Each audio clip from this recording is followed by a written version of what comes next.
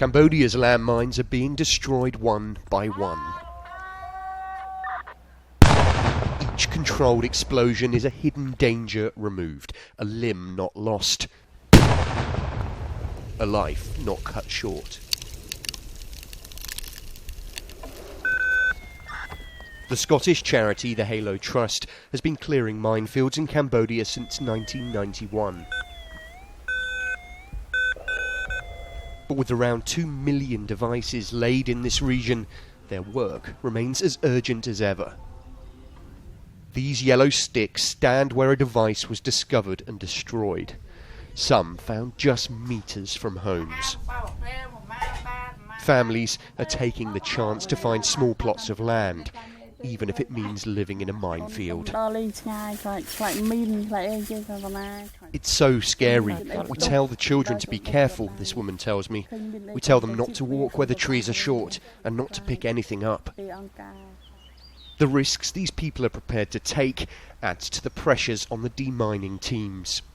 We've been working here for 4 months now. But there's still a long way to go. There is still a long way to go, yes. In the area which we're clearing, they have plans to build houses for another 45 families, and they've already started to cultivate some of this land. Halo employs around 1,000 deminers throughout the country. Some, like this man, were victims themselves. I became a deminer because I know what these things can do. Becoming a deminer has let me help my people. But there's a new challenge faced by clearance teams. Huge new road construction projects are expected to draw thousands more impoverished Cambodians to seek fresh starts in these areas along the Thai border. Already you can see the first basic houses emerging. Yet the dangers of this area are evident amongst those who have lived here longer. Amputees are everywhere. This man was rescued by a team from Halo when he stepped on a mine in the year 2000. I was in the field and I wanted to get more vegetables, but then I realised I'd gone too far and was lost. I panicked as I knew I was in the minefield, and then boom, I stepped on a mine. His accident was near the Damnakakal village.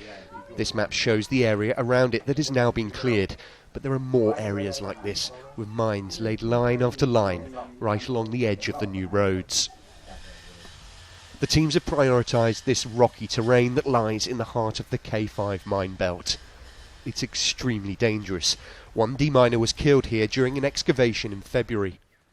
But already there are concerns the area's new residents are taking deadly risks. Because of the poor families, that no option to do, no work to do, just to the unclear area, so very dangerous. So there are already people from the new areas down here going up into one of the most mined areas in the world to cut wood because they have no choice. Yes, that is right. And the threat is not isolated to the border areas. This team are working much deeper inside the country, on an area mined by the Khmer Rouge in the 90s. This minefield is still in the process of being cleared. The only reason that we're able to stand in it is because of the types of mine they're looking for.